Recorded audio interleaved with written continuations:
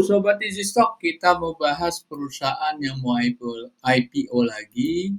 Ini perusahaannya namanya Logistik Plus Internasional, jelas ini sektornya pasti logistik, transportation and logistik, subsektornya logistik dan delivery.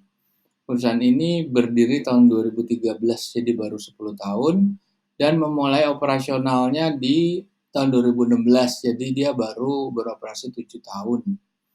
Nah, ini dia memulai dengan 2 unit truk dengan pelanggan 3 perusahaan, sekarang sudah menjadi 28. Dia memiliki perwakilan sampai 180 negara. Oke, bisa dilihat di websitenya. Sebelum itu kita lihat nih harga book buildingnya atau IP operasinya 100 sampai 150, kita pakai 150. Book buildingnya 20 September sampai 22 September. Kita lihat, nah ini Anda bisa lihat services siapa, international freight forwarder, domestic freight forwarder, third party and fourth party logistik, dan lain-lain. Anda bisa pelajari. Nah, kita akan di dalam di dalam pembahasan video ini kita ingin menghitung nilai wajar atau true value-nya kalau dia offering price-nya itu 150 perak, itu mahal atau murah. Nah, kita akan hitung dengan metodenya Benjamin Graham dari bukunya Security Analysis dan Intelligent Investor, 2 buku pegangannya Warren Buffett untuk menghitung nilai wajar saham yang listed di bursa.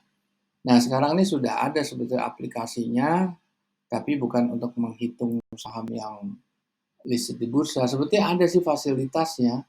Ini Anda bisa download Easy Stock ya di Google Play Store. Ini khusus mobile ya, dia tidak punya web base dan bukan di iOS juga, tapi khusus Android mobile. Nah, Anda download aja, Anda bisa lihat di situ.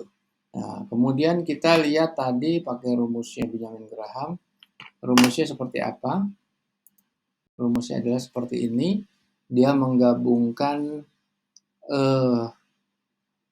beberapa laporan atau laporan profit and loss statement, cash flow statement, dan balance sheet statement.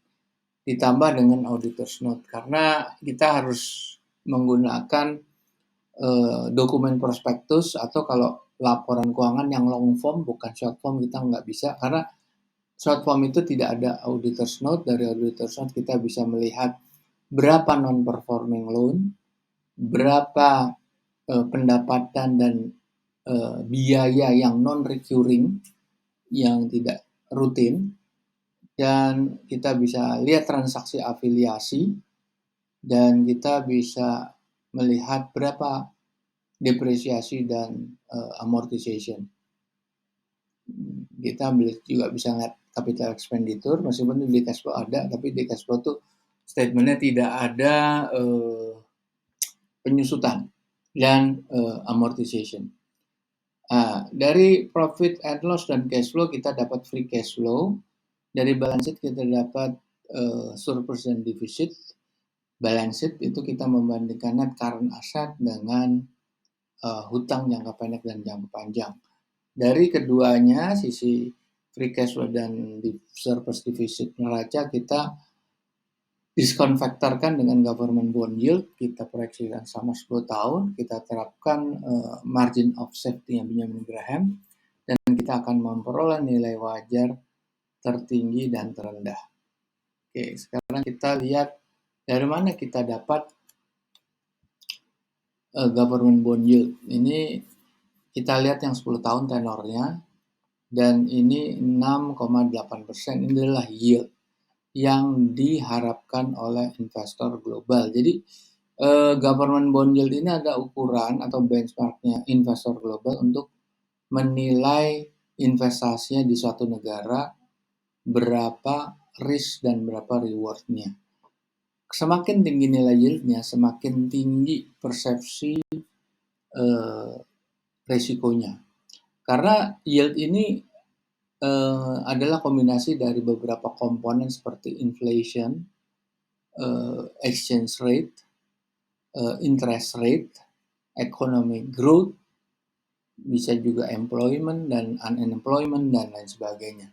Ini adalah rumusnya para investor global. Oke, sekarang kita ingin bongkar laporan prospektusnya seperti apa untuk LOPI ya, logistik. Ya. Pertama yang harus kita lihat adalah jumlah saham yang beredar. Nah ini dia nih. Sebelum saham dijual ke publik itu cuma 800 juta. Dia jual 300 juta ke publik atau 27,27%. Sehingga totalnya 1,1 miliar. Oke. Kemudian kita masuk lagi ke bawah ke laporan auditednya. Nah dari sini kita fokusnya di aktiva lancar, kita cari net value-nya. Nah ini ada akun-akun yang tidak terkait sama cash flow, hanya catatan akuntansi. Yaitu ini nih. Biaya dibayar di muka dan pajak dibayar di muka. Nah, oke. Kita bandingkan dengan utang jangka pendek, jangka panjang, ekuitas kita skip, dan di profit and loss kita lihat di laba tahun berjalan. Jadi kita akan memakai dua periode, ada periode full year, yang ini 1 tahun, dan yang 3 bulan. 3 bulan ini adalah baru 1 kuartal, nanti kita dalam perhitungan nilai wajar yang itu disetahunkan. Oke, karena ini baru 4 bulan. Jadi kita estimasi pada 12 bulan ke depan, artinya di akhir bulan Desember atau akhir tahun 2023 itu berapa komponen-komponen yang ada di sisi profit and loss. Oke. Kita lihat dia bayar dividen nggak ada, nggak bayar dividen. Dan ini ada perolehan aktiva tetap. Ini nggak ada nih, di sini dia nggak ngeluarin barang modal nih.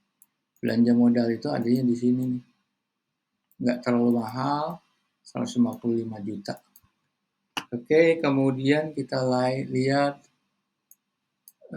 ke bawah ada nggak non-performing loan-nya. Nah, ini ada nih non-performing loan-nya harus kita kurangi nih. Yang ini 51. Tahun 2022, kuartal ke-1 ini sudah ada yang kita anggap lewat dari 90 hari. Sudah bisa kita keluarkan, kita kurangi dari net asset value-nya. Oke, kemudian aktiva tetap nih nggak ada. Nah, ini penyusutannya. Nah, kalau ini sama, 155 juta, ini penyusutannya 1,1 miliar. Oke, kemudian kita lihat breakdown dari P&L. Nah, penyusutannya sama nggak kita lihat? Ada selisih kurs. Oke. Nah, kita lihat di sini, kalau kita masukkan ke dalam sistem, dalam Excel ya, ini akan seperti ini nih, Q4 2022, Q1 2023. Kita lihat Q4-nya berapa? Harganya 150 ya, valuasinya 40, terlalu rendah. Ini harganya kemahalan. Jadi kalau kita lihat price to book value-nya 8, sebetulnya tinggi. Yang benar itu sebetulnya antara 1 sama 2 atau malah di bawah 1. Price earning ratio terlalu mahal. Kita lihat di Q1 yang sudah kita setahunkan sama. Itu cuma 60. Price to book value-nya 3, price earning ratio terlalu mahal. 84.